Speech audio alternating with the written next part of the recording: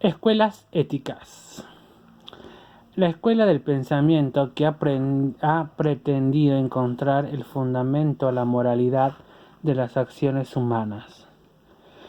Existen tres categorías de acuerdo a la concepción del soberano bien y la regla de moralidad.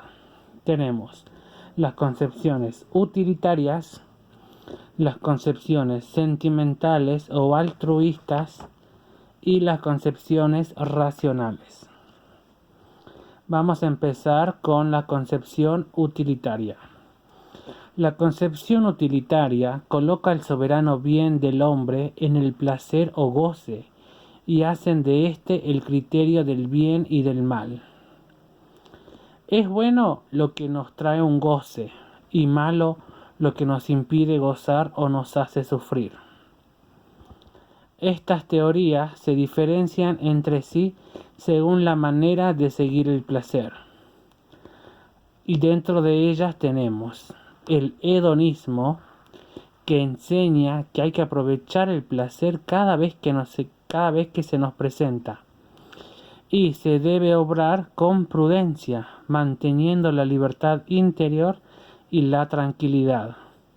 El hedonismo es individualista y egoísta. Segundo, tenemos el epicureísmo. Epicuro considera que el placer es el valor supremo y constituye el principio y el fin de la vida feliz. Esta concepción rechaza la regla del goce inmediato. Busca los placeres que no van seguidos de ninguna pena, ni que priven el placer mayor de los que no son artificiales. Busca los placeres tranquilos, los placeres del alma, el goce, que consiste en recordar, imaginar o proyectar acciones gozosas. Por ejemplo, el placer de reposar tras la fatiga o el beber agua cuando se tiene sed. Tercero, tenemos el utilitarismo. La utilidad es el principio de la felicidad. Todo lo que hay en el hombre tiene por único objeto buscar el placer y evitar el dolor. El principio de la utilidad subordina a saber que lo útil aumenta el placer y disminuye el dolor. La única regla moral es la del interés, por lo cual el problema moral consiste en calcularlo bien. Un acto será bueno cuando sea útil y alcance la máxima utilidad posible para el mayor número de individuos. Segundo, tenemos las concepciones sentimentales o altruistas. Son llamados así porque piden a los sentimientos, y en especial a los sentimientos desinteresados o altruistas, que presenten la regla de moralidad, ya que para ellos el soberano bien consiste en la satisfacción de los sentimientos altruistas. La ética del sentimiento. 1. La ética del sentimiento. El sentimiento es capaz de hacernos conocer el deber, pues la vida moral está hecha de matices que solo el sentimiento puede captar. El sentido moral es la fuente de nuestra conciencia y mediante él se perciben las diferencias entre acciones moralmente buenas y acciones moralmente malas. La benevolencia promueve el bien en los demás y es la fuente de nuestros juicios morales. Segundo, tenemos la ética de la simpatía. Considera que el hombre necesita para ser feliz la admiración de los demás. Parte del principio de la simpatía, que consiste en que la persona es capaz, por naturaleza, colocarse en el lugar de los demás. Surge como una necesidad porque el hombre es sociable por naturaleza y las personas necesitan experimentar simpatía dándola y recibiéndola. La moral consistirá en desarrollar en sí la simpatía desinteresada que nos hace gozar de la felicidad de los demás. En tercer lugar tenemos lo que son las concepciones racionales. Las concepciones racionales ponen al soberano bien en la perfección de nuestra naturaleza racional y piden a la razón que sirva de regla de moralidad.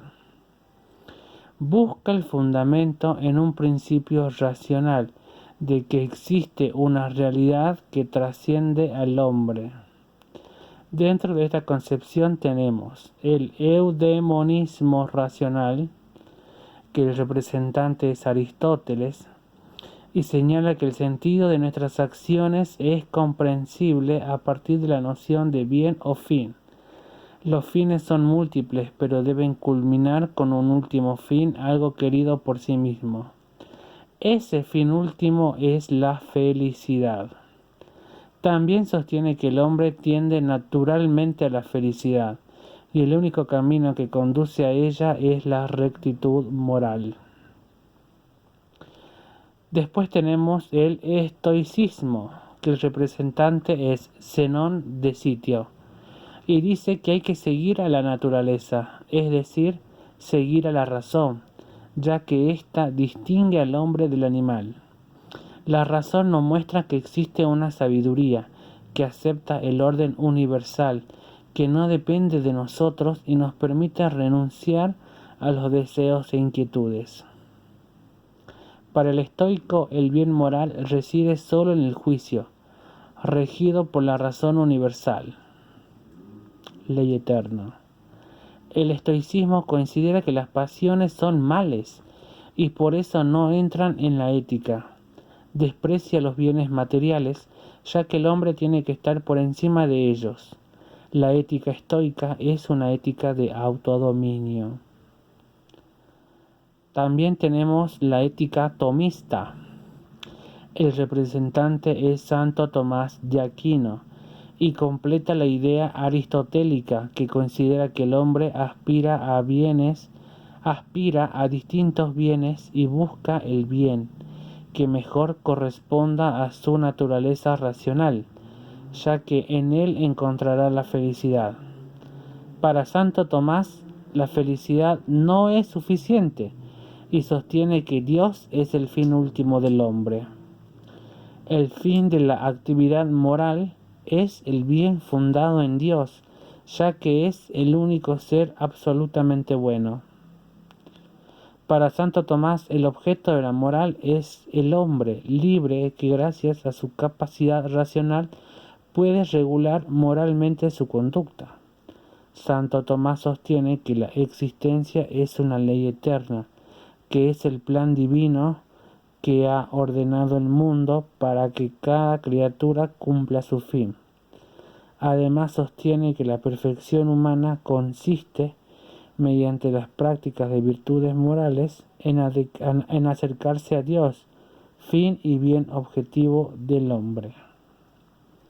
Y por último, dentro de esta concepción está la ética kantiana, que el representante es Kant, y sostiene que puede haber muchas cosas que sean buenas, como el valor, la decisión, la perseverancia, pero ninguna puede llamarse buena sin restricción, porque cualquiera puede llegar a ser mala o dañina si la voluntad no es buena.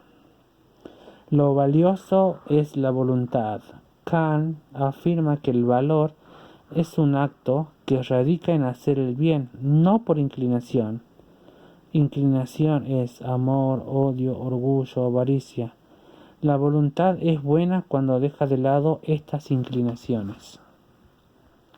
Ejemplo, si una persona hace beneficencia porque experimenta regocijo, obra conforme al deber y no por deber. Obrar por deber implica hacer el bien, no por inclinación, sino por deber. Para Kant, el acto realizado por deber y no el que se realiza conforme al deber ha de ser estimado como moralmente bueno. Ahora tenemos lo que es la ética aplicada.